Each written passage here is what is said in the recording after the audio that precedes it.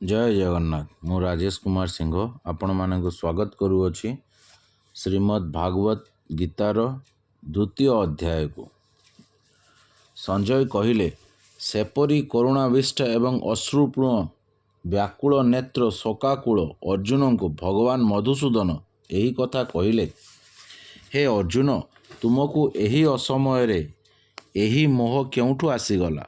कारण यह श्रेष्ठ पुरुष मानक द्वारा आचरित नुहे किंबा स्वर्गपददायक भी नुहे। तेणु हे अर्जुन, नपुंसकता प्राप्त हुओ नहीं, तुमे पक्षरे यह उचित नुहे। हे शत्रुतापन हृदयर तुच्छ दुर्बलता त्याग करी युद्ध करने को ठिया हो जाओ। हे मधुसूदन, रणभूमि रे भीष्म पितामह और द्रोणाचार्य के विरुद्ध रे मु किपरि बाण मारिबी? कारण हे अरिसूदन, से दुहे मोर पूजनीय। तेणु एही महानुभाव गुरुजन मानंकु मारिबा अपेक्षा मु एही लोकरे भिक्षा दान करी जीविका निर्वाह करिबा कल्याण रे बोली मने करूअछि। कारण गुरुजन मानंकु मारिले एही लोकरे सेमानंक रक्त सिक्त अर्थ और काम रूपक भोग सामग्री ही तो भोग करिबी। आमर युद्ध करिबा और न करिबा एही दुईटी मध्यरु कोउठी श्रेष्ठ आमे ताहा जानि नाहु। आमे सेमानंकु जितिबु कि सेमाने आमकु जितिबे ताहा मध्य जानु नाहु। जेउ मानंकु मारी आमे बंचिबाकु इच्छा मध्य करू नाहे, आमर सही आत्मीय धृतराष्ट्र पुत्रंकु आम सम्मुखरे युद्ध करबाकु ठिया होइछन्ति। तेणु का पुरुषता रूपक दोष हेतु नष्ट स्वभाव युक्त तथा धर्म विषय मोहित चित्त होइथिबा मु आपणको पचारुअछि, मो पक्षरे कौन करिबा निश्चित कल्याण कर ताहा मते कुहंतु। कारण मु आपणकर शिष्य, मो परि शरणागत को आपण उपदेश दियंतु।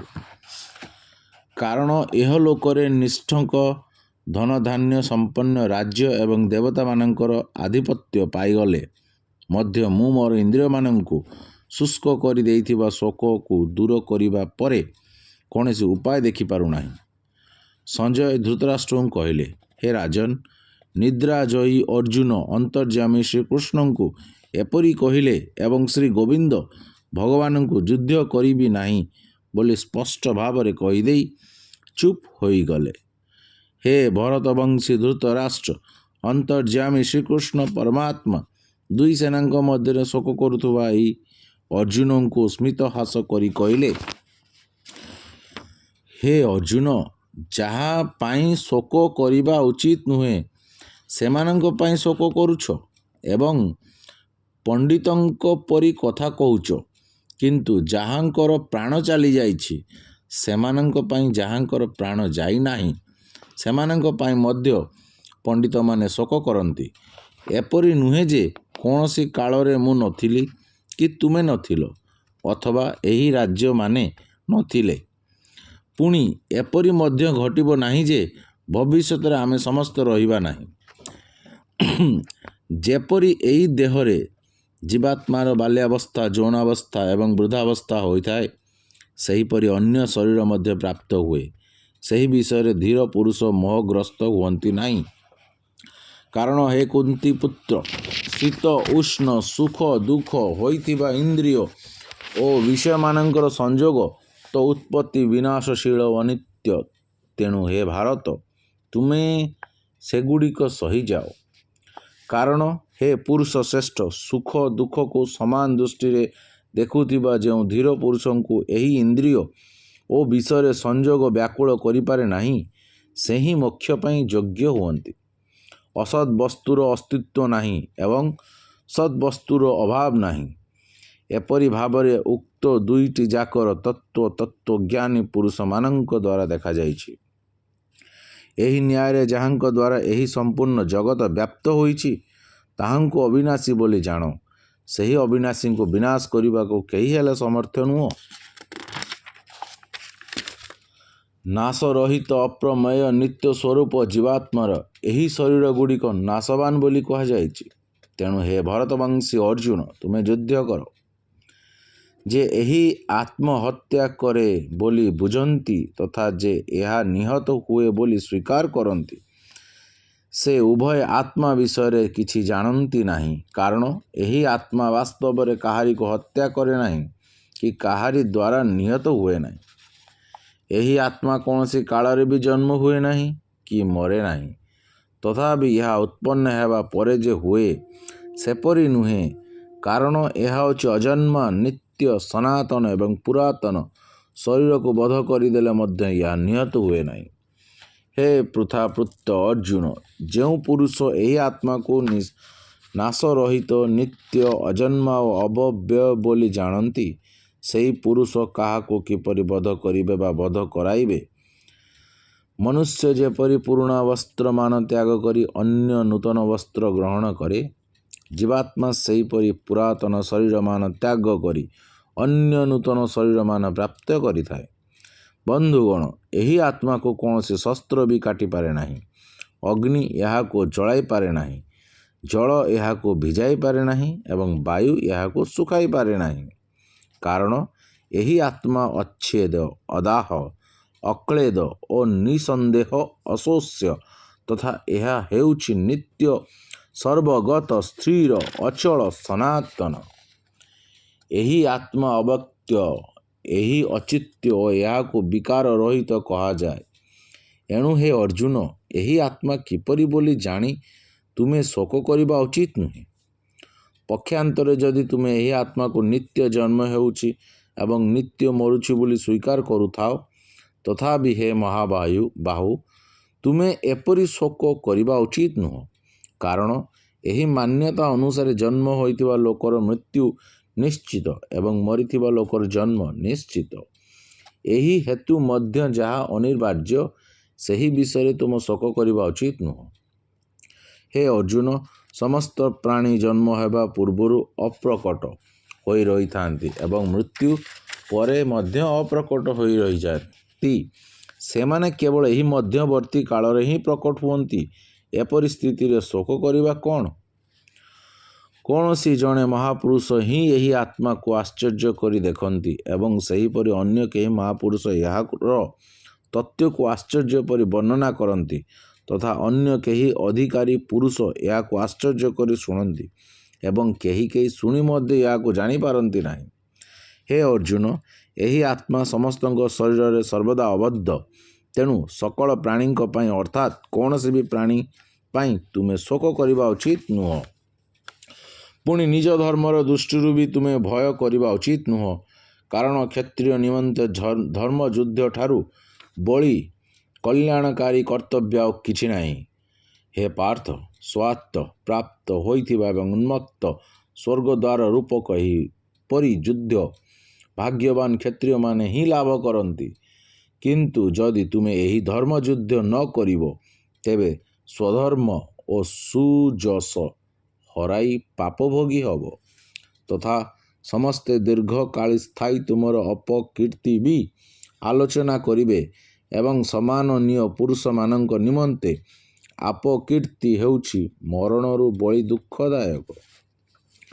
ଏବଂ ଯେଉଁମାନଙ୍କ ଦୃଷ୍ଟିରେ ତୁମେ ବିଶେଷ ରୂପେ ସମ୍ମାନଜନିତ ହୋଇସାରିଛ, ସେମାନଙ୍କ ଦୃଷ୍ଟିରେ ବର୍ତ୍ତମାନ ହୀନ ହୋଇଯିବ। ସେହି ମହାରଥୀମାନେ ମନେ କରିବେ ଯେ ତୁମେ ଭୟଭୀତ ହୋଇ ଯୁଦ୍ଧରୁ ହରିଗଲ।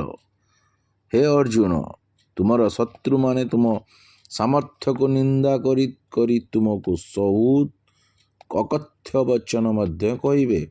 ତାଠାରୁ ବଳି ଦୁଃଖର ବିଷୟ ଆଉ କ'ଣ ହୋଇପାରେ?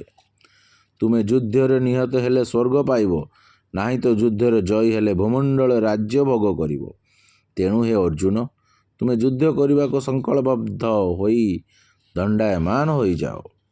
ଜୟ ପରାଜୟ, ଲାଭ କ୍ଷତି, ସୁଖ ଦୁଃଖକୁ ସାମ୍ନା କରି ତାପରେ ତୁମେ ଯୁଦ୍ଧ କରିବାକୁ ପ୍ରସ୍ତୁତ ହୋଇଯାଅ। ଏପରି ଯୁଦ୍ଧ କଲେ ତୁମେ ପାପଭୋଗୀ ହେବ ନାହିଁ। ଜୟ ଜଗନ୍ନାଥ। ହେ ପାର୍ଥ, ଏହି ବୁଦ୍ଧି ତୁମକୁ ଜ୍ଞାନଯୋଗ ଦୃଷ୍ଟିରୁ କୁହାଗଲା। ବର୍ତ୍ତମାନ ତୁମେ ଏହା କର୍ମଯୋଗ ଦୃଷ୍ଟିରୁ ଶୁଣ। ଏହି ବୁଦ୍ଧିରେ ଯୁକ୍ତ ହେଲେ ତୁମେ କର୍ମବନ୍ଧନକୁ ଭଲ ରୂପେ ତ୍ୟାଗ କରିଦେଇ ପାରିବ। ଅର୍ଥାତ୍ କର୍ମବନ୍ଧନରୁ ସର୍ବଦା ମୁକ୍ତ ହୋଇଯିବ। ଏହି କର୍ମଯୋଗରେ ଆରମ୍ଭରେ ଅର୍ଥାତ୍ ବୀଜର ନାଶ ହୁଏ ନାହିଁ ଏବଂ ବିପରୀତ ଫଳକ ରୂପ ଦୋଷ ମଧ୍ୟ ଏଥିରେ ହୁଏ ନାହିଁ। ବରଂ ଏହି କର୍ମଯୋଗ ରୂପକ ଧର୍ମର ସାମାନ୍ୟତା ମାତ୍ର ସାଧନା ବି ଜନ୍ମ ମୃତ୍ୟୁ ରୂପକ ବିରାଟ ଭୟରୁ ରକ୍ଷା କରିଦିଏ। ହେ ଅର୍ଜୁନ, ଏହି କର୍ମଯୋଗରେ ନିଶ୍ଚଳିକା ବୁଦ୍ଧି ଗୋଟିଏ ମାତ୍ର ହୁଏ, କିନ୍ତୁ ଅସ୍ଥିର ବିଚାରଯୁକ୍ତ ବିବେକହୀନ ସକାମ ମନୁଷ୍ୟମାନଙ୍କର ବୁଦ୍ଧି ନିଶ୍ଚିତ ଭାବରେ ବହୁ ପ୍ରକାର ଓ ଅସଂଖ୍ୟ ହୁଏ। ହେ ଅର୍ଜୁନ, ଯେଉଁମାନେ ଭୋଗରୁ ବୁଡ଼ି ରହିଛନ୍ତି, ଯେଉଁମାନେ କର୍ମଫଳର ପ୍ରଶଂସା କରୁଥିବା ବେଦବାକ୍ୟରେ ପ୍ରୀତି ରଖନ୍ତି, ସେଉମାନଙ୍କ ବୁଦ୍ଧିରୁ ସ୍ୱର୍ଗ ହିଁ ପରମ ପ୍ରାପ୍ତ ହୁଏ ବସ୍ତୁ ଏବଂ ଯେଉଁମାନେ ସ୍ୱର୍ଗରୁ ବଳି ଅନ୍ୟ କୌଣସି ବସ୍ତୁ ନାହିଁ ବୋଲି କହନ୍ତି, ସେହି ଅବିବେକିମାନେ ଭୋଗ ଐଶ୍ୱର୍ଯ୍ୟ ପ୍ରାପ୍ତି ନିମନ୍ତେ ଜନ୍ମ ରୂପକ କର୍ମଫଳ ଦେଉଥିବା କ୍ରିୟାବହୁଳ ଶ୍ରୁତିମଧୁର ସୁନ୍ଦର ପୁଷ୍ପିତ ବାଣୀ କହନ୍ତି। ସେପରି ବାଣୀ ଦ୍ୱାରା ଯେଉଁମାନଙ୍କର ଚିତ୍ତ ହରଣ ହୋଇଯାଇଛି, ଯେଉଁମାନେ ଭୋଗ ଐଶ୍ୱର୍ଯ୍ୟରେ ଅତ୍ୟନ୍ତ ଆସକ୍ତ, ସେହି ପୁରୁଷମାନଙ୍କର ପରମାତ୍ମାଙ୍କଠାରେ ନିଶ୍ଚୟ ମିତା ବୁଦ୍ଧି ହୁଏ ନାହିଁ। ହେ ଅର୍ଜୁନ, ବେଦମାନେ ଉପରୋକ୍ତ ପ୍ରକାର ତିନି ଗୁଣର କାର୍ଯ୍ୟରୂପ ସମସ୍ତେ ଭୋଗ ଏବଂ ସେସବୁର ସାଧନମାନଙ୍କର ପ୍ରତିପାଦନ କରନ୍ତି। ତୁମେ ସେସବୁ ଭୋଗ ଏବଂ ସେସବୁ ସାଧନାର ଆସକ୍ତି ତ୍ୟାଗ କର, ହର୍ଷ ଶୋକାଦି ଦ୍ୱନ୍ଦ୍ୱରୁ ରହିତ ହୋଇଯାଅ, ନିତ୍ୟ ବସ୍ତୁ ପରମାତ୍ମାରେ ସ୍ଥିତ ହୋଇଯାଅ, ଯୋଗକ୍ଷେମ ନ ଚାହିଁ ସ୍ୱାଧୀନ ଅନ୍ତଃକରଣ ଯୁକ୍ତ ହୋଇଯାଅ। ସବୁ ଦିଗରୁ ପରିପୂର୍ଣ୍ଣ ଜଳାଶୟଟି ପାଇଗଲେ ଛୋଟ ଜଳାଶୟ ମନୁଷ୍ୟର ଯେତିକି ପ୍ରୟୋଜନ ରହେ, ବ୍ରହ୍ମଜ୍ଞାନ ଲାଭ କରିବା ବ୍ରାହ୍ମଣଙ୍କର ସମସ୍ତ ବେଦର ସେତିକି ପ୍ରୟୋଜନ ରହିଥାଏ। କର୍ମ କରିବାରେ ହିଁ ତୁମର ଅଧିକାର ରହିଛି, କର୍ମର ଫଳ ଉପରେ ତୁମର କଦାପି ଅଧିକାର ନାହିଁ। ତେଣୁ ତୁମେ କର୍ମଫଳର କାରଣ ହୁଅ ନାହିଁ ତଥା ତୁମର କର୍ମ ନ କରିବାରେ ବି ଆସକ୍ତି ହେଉ। ହେ ଧନଞ୍ଜୟ, ତୁମେ ଆସକ୍ତି ତ୍ୟାଗ କରି ତଥା ସିଦ୍ଧି ଓ ଅସିଦ୍ଧିରେ ସମବୁଦ୍ଧି ରଖି ଯୋଗସ୍ଥ ହୋଇ କର୍ମ ବା ବ୍ୟାକର୍ମ କର। ସମତ୍ୱନକୁ ହିଁ ଯୋଗ କୁହାଯାଏ। ଏହି ସମତ୍ୱ ରୂପକ ବୁଦ୍ଧି ଯୋଗ ଅପେକ୍ଷା ସକାମ କର୍ମ ଅତ୍ୟନ୍ତ ନିମ୍ନ ଶ୍ରେଣୀର ଅଟେ। ତେଣୁ ହେ ଧନଞ୍ଜୟ, ତୁମେ ସମବୁଦ୍ଧିରେ ହିଁ ରକ୍ଷାର ଉପାୟ ଖୋଜ, ଅର୍ଥାତ୍ ବୁଦ୍ଧି ଯୋଗର ହିଁ ଆଶ୍ରୟ ଗ୍ରହଣ କର। କାରଣ ଫଳର କାରଣ ହେଉଥିବା ଲୋକେ ଅତ୍ୟନ୍ତ ଦୀନ। ସମବୁଦ୍ଧିଯୁକ୍ତ ପୁରୁଷ ପୁଣ୍ୟ ଓ ପାପ ଭୟଯୁକ୍ତ ହୋଇ ଲୋକରେ ତ୍ୟାଗ କରିଦିଅନ୍ତି, ଅର୍ଥାତ୍ ସେଥିରୁ ମୁକ୍ତ ହୋଇଯାଇଥାନ୍ତି। ତେଣୁ ତୁମେ ସମତ୍ୱ ରୂପକ ଯୋଗରେ ଲାଗିଯାଅ। ଏହି ସମତ୍ୱ ରୂପକ ଯୋଗ ହିଁ କର୍ମରେ କୁଶଳତା ଅର୍ଥାତ୍ କର୍ମବନ୍ଧନରୁ ମୁକ୍ତି ପାଇବାର ଉପାୟ। କାରଣ ସମବୁଦ୍ଧିରେ ଯୁକ୍ତ ଜ୍ଞାନୀମାନେ କର୍ମଦ୍ୱାରା ଉତ୍ପନ୍ନ ହେଉଥିବା ଫଳ ତ୍ୟାଗ କରି ଜନ୍ମ ରୂପକ ବନ୍ଧନରୁ ମୁକ୍ତ ହୋଇଯାଇ ନିର୍ବିକାର ପରମ ପଦ ପ୍ରାପ୍ତ ହୋଇଯାଆନ୍ତି। ଯେତେବେଳେ ତୁମର ବୁଦ୍ଧି ମୋହରୂପକ ପଙ୍କକୁ ସମ୍ପୂର୍ଣ୍ଣ ରୂପେ ଅତିକ୍ରମ କରିଯିବ, ସେତେବେଳେ ତୁମର ଶୁଣିଥିବା ଏବଂ ଶୁଣିବାକୁ ଥିବା ଇହଲୋକର ଏବଂ ପରଲୋକର ସମ୍ବନ୍ଧୀୟ ସମସ୍ତ ପ୍ରକାର ଭୋଗ ପ୍ରତି ବୈରାଗ୍ୟ ଆସିଯିବ। ବିଭିନ୍ନ ପ୍ରକାର କଥା ଶୁଣି ଶୁଣି ବିଚଳିତ ହୋଇଯାଇଥିବା ତୁମର ବୁଦ୍ଧି ଯେତେବେଳେ ପରମାତ୍ମାଙ୍କଠାରେ ଅଚଳ ସ୍ଥିର ହୋଇଯିବ, ସେତେବେଳେ ତୁମେ ଯୋଗପ୍ରାପ୍ତ ହୋଇଯିବ, ଅର୍ଥାତ୍ ପରମାତ୍ମାଙ୍କ ସହିତ ତୁମର ନିତ୍ୟ ସଂଯୋଗ ହୋଇଯିବ। ଅର୍ଜୁନ ପଚାରିଲେ, ହେ କେଶବ, ସମାଧିରେ ପରମାତ୍ମା ପ୍ରାପ୍ତି ସ୍ଥିର ବୁଦ୍ଧି ପୁରୁଷଙ୍କର ଲକ୍ଷଣ କ'ଣ? ସେହି ସ୍ଥିର ବୁଦ୍ଧି ପୁରୁଷ କିପରି କହନ୍ତି, କିପରି ବସନ୍ତି ଏବଂ କିପରି ଚଳନ୍ତି? ଶ୍ରୀ ଭଗବାନ କହିଲେ, ହେ ଅର୍ଜୁନ, ଯେତେବେଳେ ଏହି ପୁରୁଷମାନେ ମଧ୍ୟରେ ଥିବା ସମସ୍ତଙ୍କ କାମନା ପୂର୍ଣ୍ଣ ରୂପେ ତ୍ୟାଗ କରିଦିଅନ୍ତି ଏବଂ ଆତ୍ମା ଦ୍ୱାରା ଆତ୍ମାରେ ହିଁ ସନ୍ତୁଷ୍ଟ ହୋଇ ରୁହନ୍ତି, ସେତେବେଳେ ତାଙ୍କୁ ସ୍ଥିତ ପ୍ରଜ୍ଞ କୁହାଯାଏ। ଦୁଃଖ ଆସିଗଲେ ବି ଯାହାଙ୍କ ମନରେ ଉଦ୍ବେଗ ଜାତ ହୁଏ ନାହିଁ, ସୁଖ ମିଳିଗଲେ ବି ସର୍ବଥା ନିଃସନ୍ଦେହ ରୁହନ୍ତି, ଯାହାଙ୍କର ରାଗ ଭୟ ଓ କ୍ରୋଧ ନଷ୍ଟ ହୋଇଯାଇଛି, ସେହିପରି ମୁନିଙ୍କୁ ସ୍ଥିର ବୁଦ୍ଧି କୁହାଯାଏ। ଯେଉଁ ପୁରୁଷ ସର୍ବତ୍ର ସ୍ନେହରହିତ ହୋଇ ଶୁଭ ବସ୍ତୁ ପାଇଲେ ପ୍ରସନ୍ନ ହୁଅନ୍ତି କି ଅଶୁଭ ବସ୍ତୁ ପାଇଲେ ଦ୍ୱେଷ କରନ୍ତି, ତାଙ୍କର ବୁଦ୍ଧି ସ୍ଥିର ଅଟେ ଏବଂ କଇଁଛ ଯେପରି ନିଜର ଅଙ୍ଗ ପ୍ରତ୍ୟଙ୍ଗ ଗୁଡ଼ିକୁ ସବୁ ଦିଗରୁ ସଙ୍କୁଚିତ କରି ଆଣେ, ଏହି ପୁରୁଷ ଯେତେବେଳେ ଠିକ୍ ସେହିପରି ନିଜର ଇନ୍ଦ୍ରିୟ ଗ୍ରାହ୍ୟ ବିଷୟମାନଙ୍କୁ ସକଳ ପ୍ରକାରରେ ହଟାଇ ଆଣନ୍ତି, ସେତେବେଳେ ତାଙ୍କର ବୁଦ୍ଧି ସ୍ଥିର ଅଟେ ବୋଲି ଜାଣିବା ଉଚିତ। ଇନ୍ଦ୍ରିୟମାନଙ୍କ ଦ୍ୱାରା ବିଷୟମାନଙ୍କୁ ଗ୍ରହଣ କରୁନଥିବା ପୁରୁଷର ବେଳ କେବଳ ବିଷୟମାନ ନିବୃତ୍ତ ହୋଇଯାଆନ୍ତି। ବିଷୟ ଭୋଗ ପ୍ରତି ରହିଥିବା ଆସକ୍ତି ନିବୃତ୍ତ ହୁଏ ନାହିଁ, କିନ୍ତୁ ପରମାତ୍ମାଙ୍କ ସାକ୍ଷାତକାର କରିଥିବାର ଏହି ସ୍ଥିତିପ୍ରଜ୍ଞ ପୁରୁଷଙ୍କର ଆସକ୍ତି ବି ନିବୃତ୍ତ ହୋଇଯାଇଥାଏ। ହେ ଅର୍ଜୁନ, ଆସକ୍ତି ନାଶ ହୋଇ ନଥିବାରୁ ଏହି ପ୍ରଥମା ନାସ୍ତି ଇନ୍ଦ୍ରିୟମାନେ ଯତ୍ନଶୀଳ ବୁଦ୍ଧିମାନ ପରପୁରୁଷଙ୍କ ମନକୁ ମଧ୍ୟ ବଳପୂର୍ବକ ହରଣ କରିନିଅନ୍ତି। ତେଣୁ ସାଧକଙ୍କ ପକ୍ଷରେ ଏହା ଆବଶ୍ୟକ ଯେ ତାଙ୍କୁ ସକଳ ଇନ୍ଦ୍ରିୟ ବଶ କରି ସମାହିତ ଚିତ୍ତ ହୋଇ ମୋର ପରାୟଣ ହୋଇ ଧ୍ୟାନରେ ବସିବାକୁ ପଡ଼ିବ। କାରଣ ଯେଉଁ ପୁରୁଷଙ୍କ ଇନ୍ଦ୍ରିୟମାନ ବଶୀଭୂତ ହୋଇଥାନ୍ତି, ତାଙ୍କର ବୁଦ୍ଧି ସ୍ଥିର ହୋଇଥାଏ। ବିଷୟ ଚିନ୍ତନ କରୁଥିବା ପୁରୁଷର ସେହି ବିଷୟମାନଙ୍କର ଆସକ୍ତି ହୋଇଯାଏ। ଆସକ୍ତିରୁ ସେହି ବିଷୟମାନଙ୍କ ପ୍ରତି କାମନା ଉତ୍ପନ୍ନ ହୋଇଯାଏ ଏବଂ କାମନାରେ ବାଧା ଉପୁଜିଲେ କ୍ରୋଧ ଜାତ ହୋଇଯାଏ। କ୍ରୋଧରୁ ଅତ୍ୟନ୍ତ ମୂଢ଼ଭାବ ଉତ୍ପନ୍ନ ହୋଇଯାଏ। ମୂଢ଼ ଭାବରୁ ସ୍ମୃତିଭ୍ରମ ହୋଇଯାଏ। ସ୍ମୃତିଭ୍ରମରୁ ହେବାରୁ ବୁଦ୍ଧି ଅର୍ଥାତ୍ ଜ୍ଞାନଶକ୍ତି ନାଶ ହୋଇଯାଇଥାଏ ଏବଂ ବୁଦ୍ଧି ନାଶ ହେବାରୁ ସେହି ପୁରୁଷ ନିଜର ସ୍ଥିତିରୁ ଖସି ପଡ଼େ। କିନ୍ତୁ ଅନ୍ତଃକରଣକୁ ନିଜର ଅଧୀନ କରିଥିବା ସାଧକ ନିଜ ବଶରେ ରଖିଥିବା ରାଗ ଦ୍ୱେଷ ରହିତ ଇନ୍ଦ୍ରିୟମାନଙ୍କ ଦ୍ୱାରା ବିଷୟମାନଙ୍କର ବିଚରଣ କରୁଥିବା ଯାଇ ମଧ୍ୟ ଅନ୍ତଃକରଣ ପ୍ରସନ୍ନତା ଲାଭ କରନ୍ତି। ଅନ୍ତଃକରଣର ପ୍ରସନ୍ନତା ଆସିବା ଫଳରେ ତାଙ୍କର ସମସ୍ତ ଦୁଃଖର ବିନାଶ ହୋଇଯାଏ ଏବଂ ସେହି ପ୍ରସନ୍ନ ଚିତ୍ତ କର୍ମଯୋଗୀଙ୍କ ଠାରୁ ବୁଦ୍ଧି ଶୀଘ୍ର ହିଁ ସକଳ ଦିଗରୁ ଆସିପାରେ, ଆସି ଏକ ପରମାତ୍ମାଙ୍କ ଠାରେ ଭଲ ଭାବରେ ସ୍ଥିର ହୋଇଯାଏ। ଜୟ ଜଗନ୍ନାଥ। ମନ ଓ ଇନ୍ଦ୍ରିୟଙ୍କୁ ଜୟ କରି ନଥିବା ମନୁଷ୍ୟର ନିଶ୍ଚୟାତ୍ମିକ ବୁଦ୍ଧି ହୁଏ ନାହିଁ ଏବଂ ସେପରି ଅଯୁକ୍ତ ମନୁଷ୍ୟର ଅନ୍ତଃକରଣ ଅସ୍ତିକ ବିନା ବି ଆସେ ନାହିଁ। ଆସକ୍ତି ଭାବବିହୀନ ମନୁଷ୍ୟକୁ ଶାନ୍ତି ମିଳେ ନାହିଁ। ଶାନ୍ତି ରହିତ ମନୁଷ୍ୟକୁ ସୁଖ ବା କେଉଁଠୁ ମିଳିବ?